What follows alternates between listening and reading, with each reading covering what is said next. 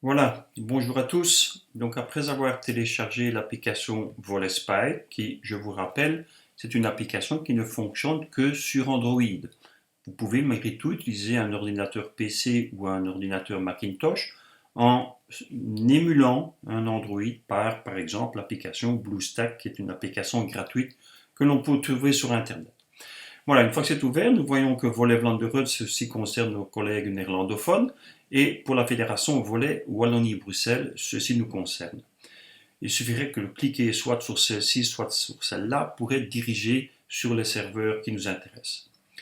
Si je suis tout le temps pour travailler avec une fédération, je peux très bien cocher ici et automatiquement, je vais toujours me reconnecter sur la fédération qui m'intéresse. Si je prends donc la fédération de Wallonie-Bruxelles, voilà où je me situe. Première chose que nous devons vérifier, c'est dans les options. Ceci, ça nous permet de travailler éventuellement après avoir téléchargé une rencontre, de travailler hors connexion Internet.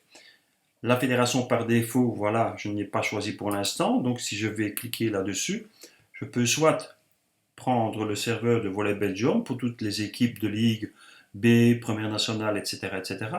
La fédération Wallonie-Bruxelles qui nous concerne particulièrement, donc toutes les équipes nationales de fédération Volley Wallonie-Bruxelles et les provinces vont se retrouver ici dedans.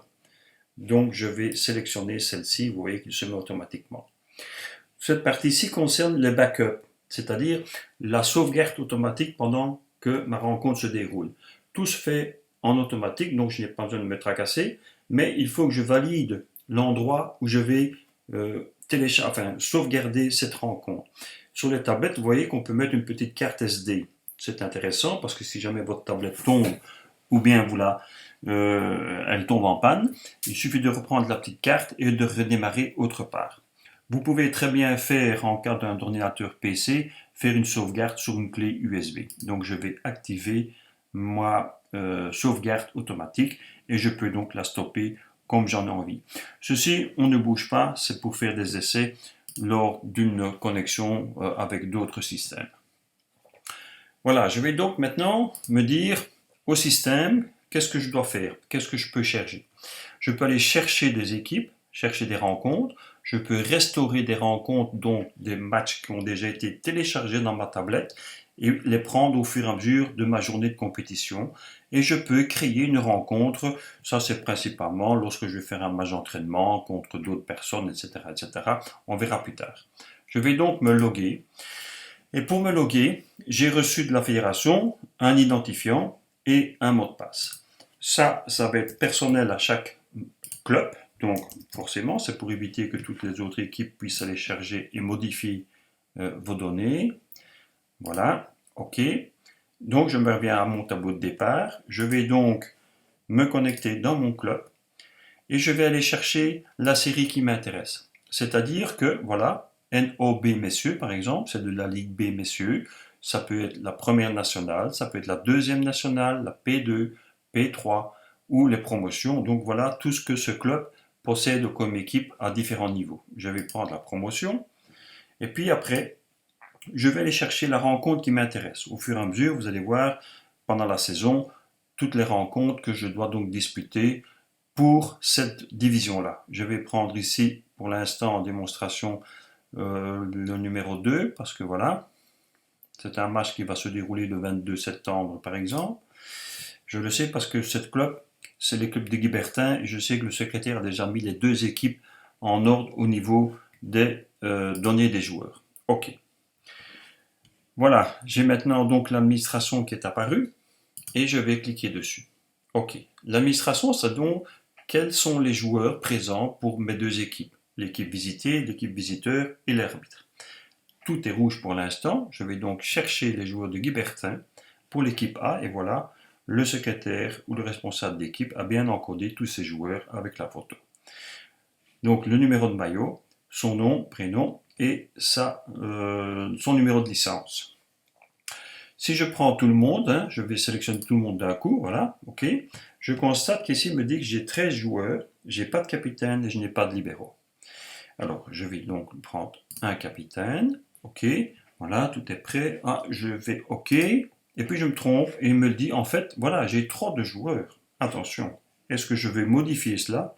Forcément, il faut le faire, autrement ça n'ira pas. Et je vais donc retirer c'est beaucoup dire, hein, mais je vais mettre un joueur libéraux, un deuxième libéraux. Voilà, je me retrouve avec 11 joueurs, 2 libéraux et un capitaine. Je vous rappelle l'obligation que dès qu'on arrive avec 13 joueurs sur la feuille de match, il est obligatoire d'inscrire 2 joueurs libéraux. Ok. Donc, il est content, ça devient blanc. Alors, le staff. Le staff, ça va correspondre à l'équipe visitée, donc celui qui reçoit. Je vais devoir lui inscrire un marqueur, lui inscrire un délégué au terrain et forcément, et encore, ce n'est même pas obligatoire, un coach, un assistant coach, un docteur, etc., etc. Et c'est ici que je vais donc faire cela. Si le club a bien introduit toutes les personnes qui peuvent faire les différentes fonctions, j'ai donc toute une liste ici et il me suffira de sélectionner les personnes présentes et leur attribuer un travail qu'ils vont faire. Voilà par exemple Émile ici, il est présent mais il n'a pas de fonction. Donc je vais maintenir mon doigt un petit temps sur Émile, je vais prendre le petit crayon là au-dessus à droite et je vais donc lui attribuer le rôle par exemple de marqueur. Scorekeeper 1, 2 si jamais j'ai un assistant avec moi. Voilà. Ok. Mais comme je disais, je suis donc l'équipe qui reçoit, donc je dois avoir un marqueur et un délégué au terrain. Donc, comme j'ai personne d'autre, je vais additionner. Je vais ajouter donc quelqu'un qui est forcément affilié à mon club. D'accord? Donc le délégué au terrain doit être affilié à mon club de façon à pouvoir rendre cette fonction possible. Voilà, fil député, délégué au terrain. Ok, ok. Je dois encore maintenant, éventuellement, on va lui ajouter un entraîneur. Voilà. Hop là. Son numéro de licence. Là. Et donc lui entraîner, là, ajouter le coach. Voilà. Hop. Donc, j'ai bien un marqueur, j'ai un député au terrain, j'ai un entraîneur. Je peux soit cocher individuellement les personnes, ou bien je peux sélectionner tout le monde, ou désélectionner tout le monde directement. Ok. C'est bon? C'est passé au blanc. Même chose pour l'équipe adverse. Vous voyez que c'est identiquement la même chose. Donc, tous les joueurs sont bien présents. Je vais sélectionner tout le monde. Voilà, ici, il me dit que j'en ai 12, donc ça pourrait être très bien comme ça. Je vais prendre un joueur libéraux pour vous montrer dans la suite que ça marche tout aussi bien avec un libéraux. Et je vais mettre le numéro 3 comme capitaine. Voilà. Même chose pour le staff. Je vais donc ajouter le staff. Voilà. Dans le cas ici présent, je ne vais, pour ne pas perdre trop de temps, je vais ajouter uniquement un entraîneur, étant donné que je suis l'équipe qui vient rendre visite. Donc, je n'ai pas besoin de marqueur. Je peux mettre un marqueur adjoint, ça, il n'y a pas de problème. D'accord, voilà. Officiel, donc les arbitres, si c'était bien une rencontre déjà programmée avec la désignation des arbitres, ils seraient présents tous ici. J'aurais plus qu'à la sélectionner éventuellement.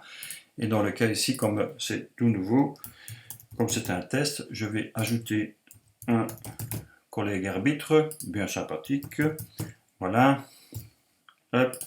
Je lui attribue donc le rôle de premier arbitre. J'aurais pu lui dire deuxième arbitre, troisième arbitre, réserve, juge de ligne, etc., etc. Donc voilà, je lui mets premier arbitre. Je le sélectionne. OK. Donc voilà, maintenant au niveau administratif, tout est bon. Je continue ma rencontre. Et je vois que maintenant, setup first set. C'est-à-dire que je vais devoir mettre maintenant les paramètres pour commencer mon premier set. Nous allons donc voir cela dans une étape prochaine. Merci à vous.